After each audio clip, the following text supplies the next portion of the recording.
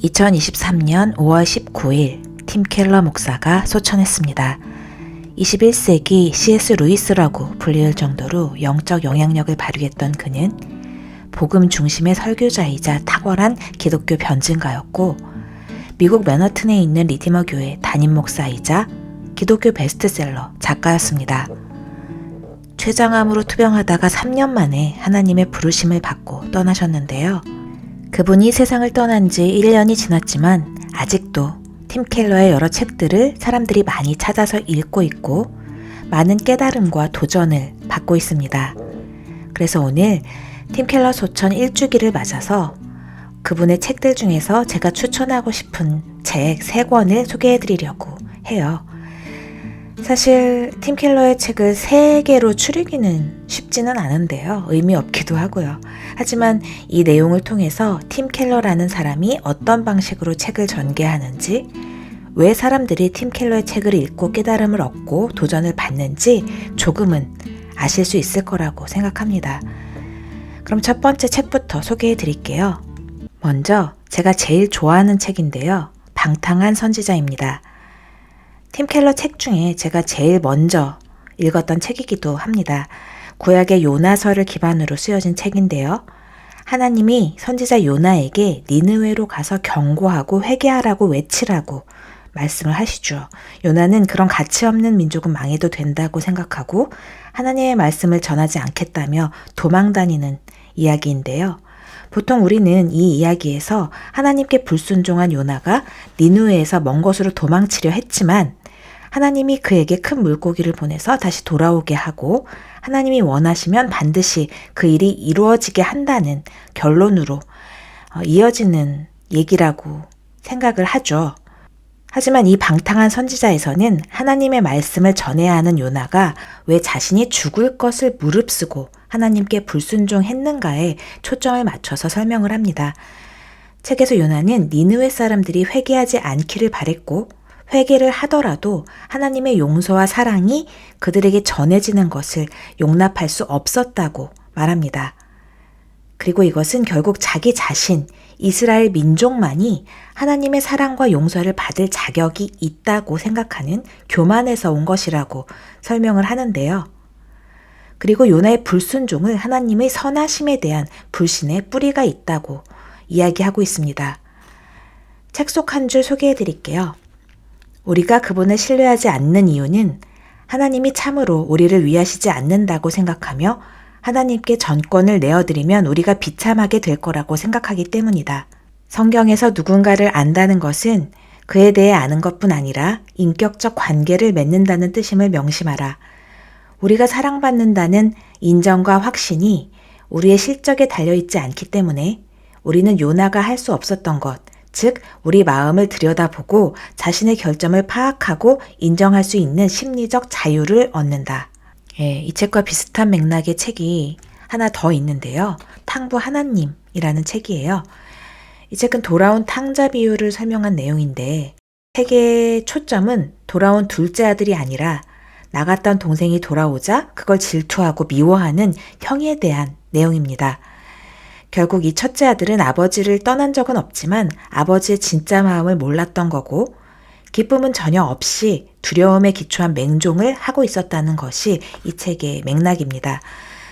우리가 진정으로 아버지의 잔치로 들어가도록 초대하시는 예수님께 나아가기 위해서는 두려움이나 의무감이 아닌 감사와 경외심에 젖은 사랑을 선택하고 성장해야 한다는 것이 성부 하나님의 주된 내용입니다. 방탕한 선지자와 비슷한 맥락의 책이라서 같이 추천을 드립니다.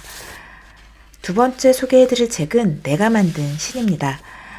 이 책은 우리 모두의 마음속에 가짜가 진짜처럼 자리 잡을 때 어떤 일이 일어나는가에 대한 이야기입니다. 우리가 살면서 처음엔 아니라고 생각하지만 어느 순간 내 마음속에서 하나님보다 더 중요하다고 생각하는 것들이 하나둘씩 생기게 될 때가 있잖아요. 그게 자식인 경우도 있고 정치적인 신념이랄까 이데올로기적 가치에 심하게 몰두해 있는 사람도 있고요. 성적 쾌락 같은 여러 쾌락의 종류에 길들여지는 경우도 있고 요즘은 사이비 종교에 빠진 사람도 많이 있는 것 같아요.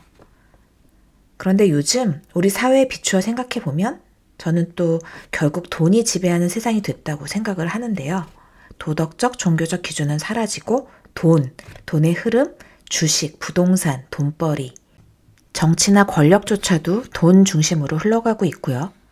돈이라는 것이 이 시대 사람들의 생각을 지배하고 있는 사상과도 같이 숭배받고 있는 게 현실이죠. 그런데 우리는 왜, 어떻게 이런 것들을 가짜 신으로 만들어 섬기게 되는 걸까요?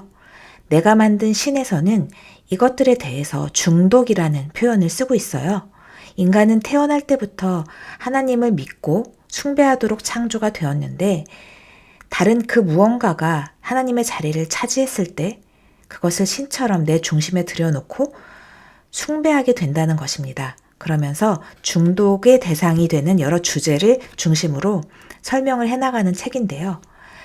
크리스천이 아니더라도 이 책은 현대사회를 살아가는 사람들에게 실제적으로 도움이 될 수 있는 아주 좋은 책이라고 저는 생각하거든요. 그래서 꼭 한번 읽어보시라고 추천드립니다. 좋은 것일수록 우상이 되기 쉽다. 당신에게 꼭 필요하고 좋은 것을 하나님 자리에 앉힐 때 끔찍한 악을 낳는 영적 중독이 시작된다. 마지막 세 번째로 소개해드릴 책은 인생 질문입니다. 이 책의 원제는 Encounters with Jesus인데요. 예수님과의 만남이에요. 부제로는 더 자세히 쓰여 있는데 예수님을 만나야만 알 수 있는 진리입니다. 팀 켈러가 대학에서 강연하면서 학생들에게 받았던 질문들을 엮어서 만든 책이에요. 파트 1에서는 예수와의 조 인생의 답을 얻다로 요한복음 속에서 예수님과 만났던 사람들을 주제로 이야기하고 있고요. 파트 2 영원한 삶을 위해 당신의 구주 예수를 만나라에서는 예수 그리스도에 집중해서 전개를 하고 있는데요. 악과 사탄에 대해서 정확하게 규정하면서 예수님이 어떻게 악을 이기셨는지, 어디까지 인간을 사랑하셨는지에 대해서 팀 켈러 특유의 변증적 방법으로 증명해 나갑니다. 비범한 이유는 신을 찾으려면 당신이 이렇게 해야 한다가 핵심이 아니기 때문이다. 기독교는 하나님이 당신을 위해 이 땅에 오셔서 십자가에 죽으셨다는 것이 핵심이다. 제가 여러 번 소개해드렸던 책인데요. 무겁지 않게 쉽게 읽히면서 기독교의 핵심적인 내용을 전반적으로 이해할 수 있는 책이라서 소개해드렸습니다. 이 외에도 소개해드릴 책이 너무 많지만 오늘은 방탕한 선지자, 내가 만든 신, 인생 질문 이렇게 3권의 책을 소개해드렸습니다. 팀 켈러는 시대를 아우르고 관통하는 지식을 갖고 온유함으로 기독교를 변증했습니다. 기독교적인 사실만 가지고 주장한 것이 아니라 역사와 문화, 심리, 시대적 사조까지 읽어내면서 그에 맞는 해법을 제시하고 하나님을 증명해 나갔습니다. 그렇기 때문에 그가 소천하고 많은 기독교인들이 영적인 좌표 하나를 잃은 것 같은 슬픔을 느꼈을 겁니다.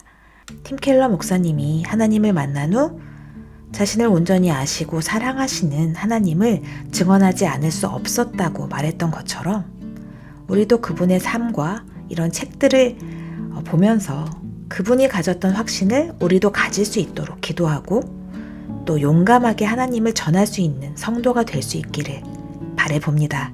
네, 오늘은 여기까지 하고 인사드릴게요. 여러분들에게 도움이 되고 회복이 되는 이야기였길 바라면서 지금까지 크리스찬 인사이트에서 전해드렸습니다. 감사합니다.